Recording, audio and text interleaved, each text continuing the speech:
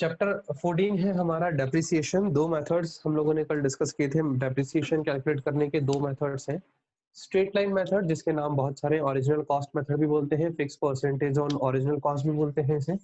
बेटा इस मेथड से डेप्रिसिएशन कैलकुलेट करने का फॉर्मूला हमने आपको बताया था कल। रुपए में अगर डेप्रिसिएशन कैलकुलेट करना है तो कॉस्ट ऑफ असेट, सीओ मतलब cost of asset, minus scrap value और डिवाइडेड बाय एन। एन बोले तो नंबर ऑफ यूजफुल ईयर्स, जितने साल आपका मशीन चलेगा वो। स्क्रैप वैल्यू या रेसिडुअल वैल्यू या नेट रियलाइजेबल वैल्यू या मार्केट प्राइस वो कहलाता है जब असेट का यूजफुल लाइफ कंप्लीट हो जाएगा तो वो असेट क्या भाव में मार्केट में बिकेगा, मतलब कबाड़ का भाव उसका।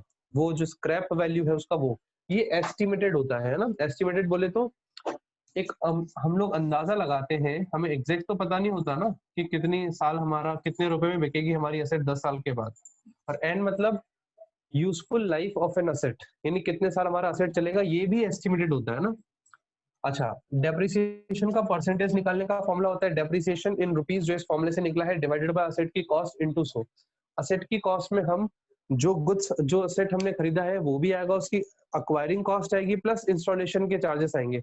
आपकी फैक्ट्री में लाने तक जितने भी खर्चे किए उस असेट पे वो सारे के सारे आएंगे।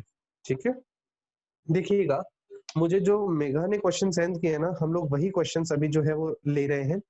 Question 1 says calculate the amount of annual depreciation and rate of depreciation under straight line method। हमें दोनों चीजें निकालनी है दोनों मेथड्स के अकॉर्डिंग। क्वेश्चन में दिया है हमने एक सेकंड हैंड मशीन खरीदा है 96,000 का और उस पे स्पेंड किया 24,000 उसके कार्टेज, रिपेयर और इंस्टॉलेशन पे। तो बेटा सबसे पहले आपको ये समझना है क्वेश्चन 1 में कि इसकी कॉस्ट क्या होगी। कॉस्ट ऑफ असेट में एक तो इसकी जो आपने मशीन को अक्वायर करने का 96,000 रुपीज चुकाया है ये भी आएगा, इसका रिपेयरिंग, इसका कार्टेज, इसका इंस्टॉलेशन वो भी आएगा। तो कुल मिलाकर के आपकी एसेट की कॉस्ट हो जाएगी 1,20,000, जो मैं यहाँ पे पुट करने वाला हूँ 1,20,000 माइनस स्क्रैप वैल्यू क्वेश्चन में दिया हुआ है। अच्छा, यूजफुल लाइफ है 4 और एस्टिमेटेड रेसिडुअल वैल्यू है 72,000 और डिवाइडेड बाय 3 4 आ जाएगा। तो बेटा रुपए में डेप्रिसिएशन आपका आता है 8 और 20 28 48 48,000 डिवाइडेड बाय 4 12,000 रुपीज, 12,000 रुपए का आपका डेप्रिसिएशन आएगा सालाना। ये एनुअल डेप्रिसिएशन होता है। इसका परसेंटेज निकालने का फॉर्मूला 12,000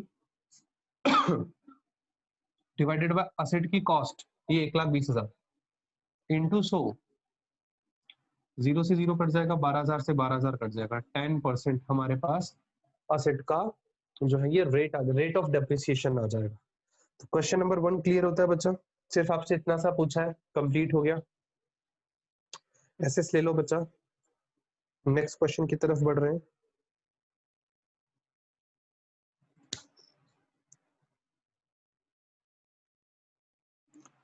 ठीक है, अब चलिए जी, अब नेक्स्ट क्वेश्चन में आते हैं। क्वेश्चन कहता है आपको मशीन अकाउंट भी बनाना है नेक्स्ट में, और पहले 3 साल का मशीन अकाउंट बनाना है और आपको डेप्रिसिएशन का अमाउंट निकाल करके बताना है। देखिए बच्चा, फॉर्मूला तो यही लगेगा। अब थोड़ा सा क्वेश्चन चेंज, अब आपको देखना है कि इसमें मशीन अकाउंट कैसे बनता है। Question number 2। सर पीडीएफ आ गई ग्रुप में। कोई बात नहीं, चलिए। अच्छा, पीडीएफ इसी की ओरिजिनल वाली यही क्या जो इस साल की है? यस सर, सृष्टि ने सेंड करी है। ओके, फिर हम लोग पीडीएफ से रीड कर रहे हैं नेक्स्ट क्वेश्चन 2।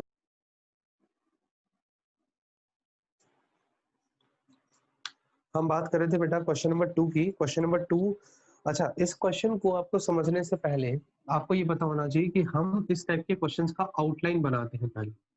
ये क्वेश्चन का आउटलाइन होता है बच्चा, और ये बनाना अगर आपको सीख गए ना तो आपको ये चैप्टर बहुत इजी लगेगा। आप मान के चलिए जो बच्चा ये नहीं बनाएगा ना वो क्वेश्चन नहीं कंप्लीट कर पाएगा। और इवन आपकी स्कूल में आपकी टीचर विदाउट इस क्वेश्चन के आउटलाइन के आपको क्वेश्चन कंप्लीट करवाएंगे, है ना। तो टीचर को तो समझ आ जाता है, बट आप लोगों को समझ नहीं आएगा जब तक आप ये टाइमलाइन और इसका आउटलाइन नहीं बनाना सीखेंगे। क्वेश्चन क्या आता है? क्वेश्चन 2 ऑन 1 अप्रैल। हाँ बेटा। सर अपन एक चीज भूल गए पहले वाले चैप्टर में। बाद में बात करेंगे पहले वाले चैप्टर की, अभी ये चैप्टर चल रहा है, बीच में नहीं। On 1st April 2016, X Limited purchased a machine costing rupees 4 lakh and spent 50,000 on its installation. बेटा इसने मशीन कब खरीदी? 1 अप्रैल 2016 को। बेटा चाहे किसी भी साल में खरीदे, ईयर स्टार्ट अप्रैल से होता है, मार्च में खत्म होता है। मैं पहले ईयर का स्टार्टिंग डेट लिख रहा हूँ। अप्रैल 16 से मार्च 17 तक ईयर चलेगा। अब इसमें 1 अप्रैल 16 को हमने M1 बाय किया, मशीन बोलेंगे इसे 4.5 लाख रुपए में। मैं M1 लिखूंगा इसे ना।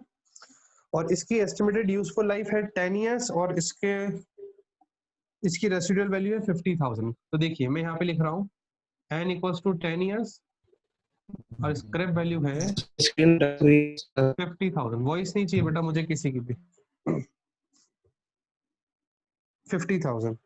Find the amount of annual depreciation according to the fixed installment method and prepare machine account for the first 3 years। बेटा आप आराम से इसके अकाउंट तो मैं बनाना सिखा रहा हूँ आपको, आप बाकी उस फॉर्मूला से वैल्यू तो कैलकुलेट कर लेंगे। नेक्स्ट वाला ईयर चलेगा अप्रैल 17 से मार्च 18। 3 साल बोला है तो 3 साल का आपको ईयर की डेट बतानी चाहिए, अप्रैल 18 से मार्च 19। इस तरीके से इसके ईयर्स चलेंगे, ठीक है। अब आप देखेंगे इधर मैं मशीन अकाउंट बनाऊंगा। मशीन अकाउंट बनाने का rule, date, particular, amount, date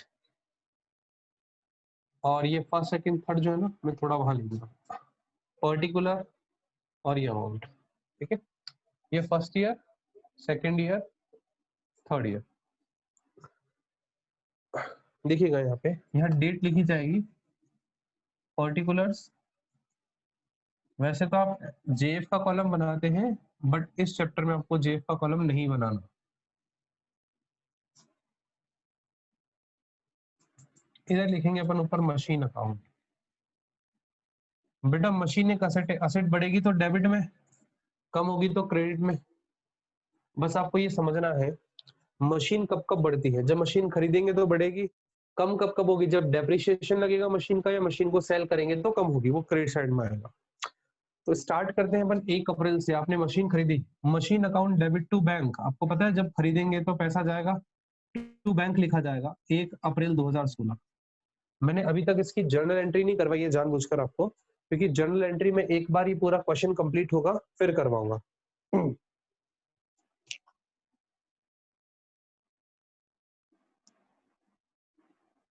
next देखिएगा बच्चा, आपने खरीदा 4,50,000 में, आपने 4,50,000 यहाँ लिख दी। अप्रैल 16 में खरीदा है। अब अप्रैल 16 से इस साल में कुछ और नहीं हुआ, 31 मार्च को अकाउंट क्लोज होंगे, तो आप यहाँ लिखेंगे 31 मार्च 2017 बाय डेप्रिसिएशन। हर साल जब आप असेट यूज करोगे तो आपका इसका डेप्रिसिएशन चार्ज करना होगा। और डेप्रिसिएशन हम यहाँ पे वर्किंग नोट में निकालेंगे। वैसे तो हर साल का डेप्रिसिएशन अलग अलग होता है बट इस क्वेश्चन में ऑलमोस्ट सेम लगेगा। डेप्रिसिएशन का formula cost of asset minus scrap value upon n, मतलब number of years. Cost of asset 4,50,000 minus 50,000 का स्क्रैप वैल्यू डिवाइडेड बाय 10, 40,000 रुपए का आपका आएगा एनुअली डेप्रिसिएशन। अब ये 40,000 रुपए मैं यहाँ लिखूंगा डेप्रिसिएशन के। अब इसी दिन पे बैलेंस, ये एक तरीके से जो आप टी शेप अकाउंट बनाते थे ना, लेजर अकाउंट्स, वो इतना बैलेंस शीट के बाद यही खत्म हो जाता था। बैलेंस शीट कैसे निकलता है, 4,50,000 डेबिट का टोटल, क्रेडिट में 40, तो 4,10,000 का बैलेंस आ जाएगा। ये 4,50,000 टोटल इक्वल। अब इस 4 दशकों में यहाँ लिखूंगा 1 April 2017 to balance BD, balance brought down 4,10,000, ठीक है। अब इस बैलेंस अमाउंट, ये बैलेंस आ गया। अब अगेन सेकेंड ईयर में आ गया इस साल पे, इस वाली डेट पे। अब वापस 31 मार्च को इस पर डेप्रिसिएशन लगेगा क्योंकि कोई खरीदा और बेचा तो है नहीं एसेट को। 31 मार्च 2018 बाय डेप्रिसिएशन, कितना अमाउंट, 40,000 सेम। वापस इसी डेट पे बैलेंस निकलेगा। बैलेंस कैसे निकलेगा भाई, 410 यहाँ का टोटल डेबिट का, इसमें से 40 गया तो 3,70,000।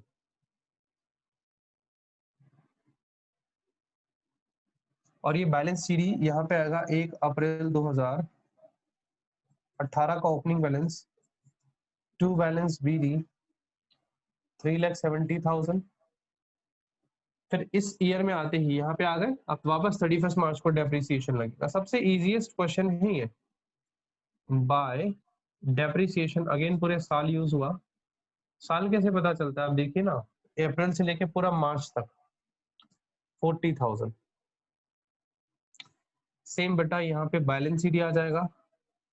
इस बैलेंस शीट का मतलब होता है कि 2019 31 मार्च 2019 को हमारी असेट की जो वैल्यू है आज वो 3,30,000 रुपए बैलेंसिंग पे। बस कंप्लीट, टोटल मार लीजिएगा।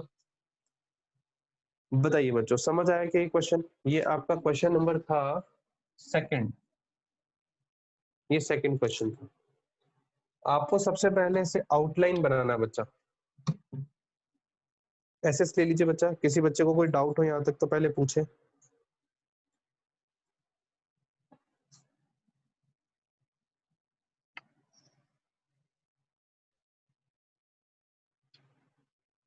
चलिए क्वेश्चन 3 की तरफ चलते हैं, अगर आपने ये कर लिया तो। क्वेश्चन 3 देखें क्या कहता है। सेम ऐसे ही आपको अकाउंट बनाने हैं। अच्छा, अभी मैं इसी क्वेश्चन के साथ आपको डेप्रिसिएशन अकाउंट और बनवाने वाला हूँ। इसी क्वेश्चन का डेप्रिसिएशन अकाउंट देखिएगा कैसे बनता है। ये वर्किंग नोट हटा रहे हैं हम यहाँ से और आउटलाइन भी हटा रहे हैं क्वेश्चन का। डेप्रिसिएशन अकाउंट बनाने के लिए आपको सेम वैसे ही डेट पर्टिकुलर अमाउंट के कॉलम्स चाहिए। मैं छोटे छोटे से कॉलम्स ले रहा हूँ, ऊपर लिख रहा हूँ डेप्रिसिएशन।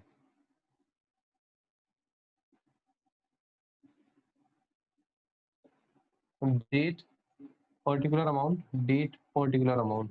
देखिएगा बच्चा, डेप्रिसिएशन आपने कहाँ लिखा है यहाँ पे, मशीन के क्रेडिट में, और डेट है 31 मार्च 17। तो ये मशीन के क्रेडिट वाला डेप्रिसिएशन, डेप्रिसिएशन के डेबिट में टू मशीन के नाम से, जिस अकाउंट से आ रहा है उसका नाम, और अमाउंट 40। अच्छा जी, इतना करने के बाद 40,000 रुपीज जो ईयर कंप्लीट होगा, यहाँ पे एक ही साल। अब यहाँ पे सेम 31 मार्च 17 को bye profit and loss account, ये P&L मतलब क्या होता है, प्रॉफिट एंड लॉस, मैं शॉर्ट में लिख रहा हूँ ये 40,000। ठीक है बच्चा, आपको ये याद रखना है कि depreciation account profit and loss account में ट्रांसफर होता है।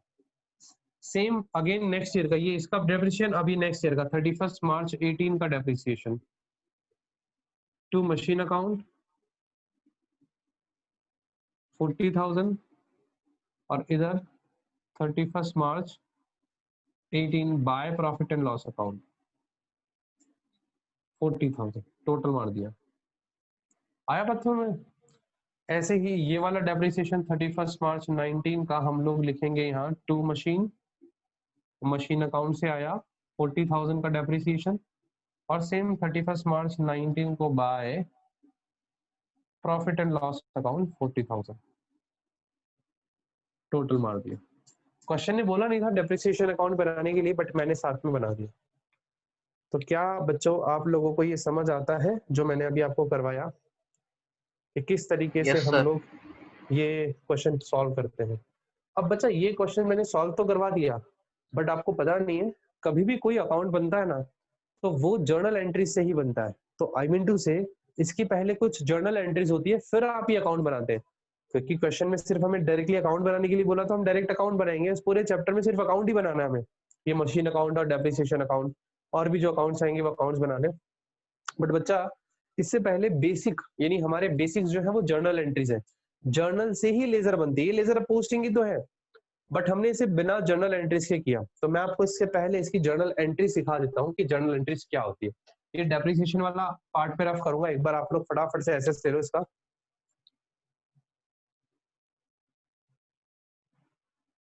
ले लिया बच्चों? चलिए,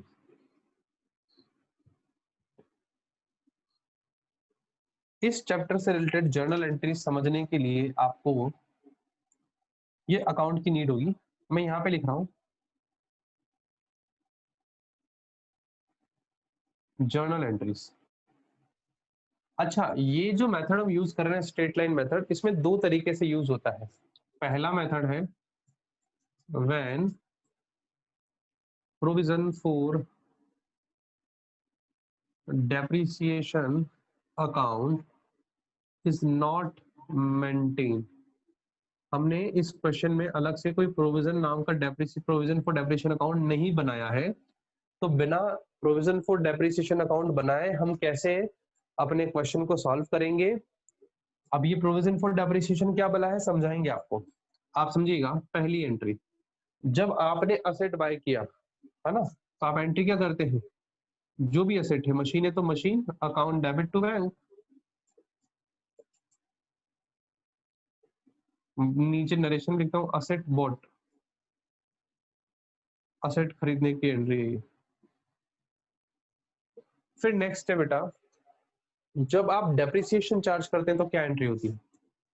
एंट्री आपको पता है डेप्रिसिएशन चार्ज करने की, depreciation account debit to asset, machine के ऊपर लगा रहे तो मशीन के क्रेडिट में जाएगा डेप्रिसिएशन, डेप्रिसिएशन चार्ज। सर आप तो 540 के बोले थे। क्या कह रहे हो बेटा? सर आपने तो 540 डाला था ग्रुप में। अच्छा सॉरी सॉरी सॉरी, आवाज नहीं आ रही मुझे, क्या कह रहे हो बेटा? अरे सर मैं तो अक्षय बोल रहा हूँ, मेरे को लगा हमारी क्लास चल रही है इसलिए बोला। नहीं बेटा, बाद में आएगी तुम्हारी क्लास, अभी थोड़ी देर में 540 तक होना कनेक्ट। Okay sir. देखिए डेप्रिसिएशन टू असेट, ये डेप्रिसिएशन चार्ज करने की एंट्री है। अच्छा इसके बाद क्या है, जैसे ही आपने बच्चा डेप्रिसिएशन चार्ज किया, नेक्स्ट एंट्री होती है इस डेप्रिसिएशन को प्रॉफिट एंड लॉस अकाउंट से राइट ऑफ करने की, जो मैंने अभी आपको डेप्रिसिएशन अकाउंट में नहीं बताया, क्रेडिट साइड में by profit and loss account लिख करके, उसकी entry profit and loss account debit to depreciation account, ये लिखेंगे depreciation is transferred to profit and loss account। ये तीन बेसिक एंट्रीज है इसकी, ये तीन एंट्रीज का बेटा पिक क्लिक कर लो, एसएस ले लो। इन्हीं तीनों के बिहाफ पे पूरा क्वेश्चन हुआ। जब खरीदा तो मशीन के डेबिट में टू बैंक, इस एंट्री की पोस्टिंग, डेप्रिसिएशन चार्ज करने की इस एंट्री की पोस्टिंग, मशीन के क्रेडिट में बाय डेप्रिसिएशन, और इसको प्रॉफिट एंड लॉस अकाउंट में ट्रांसफर करने वाला वो डेप्रिसिएशन अकाउंट बनाया तो वहां इसकी पोस्टिंग।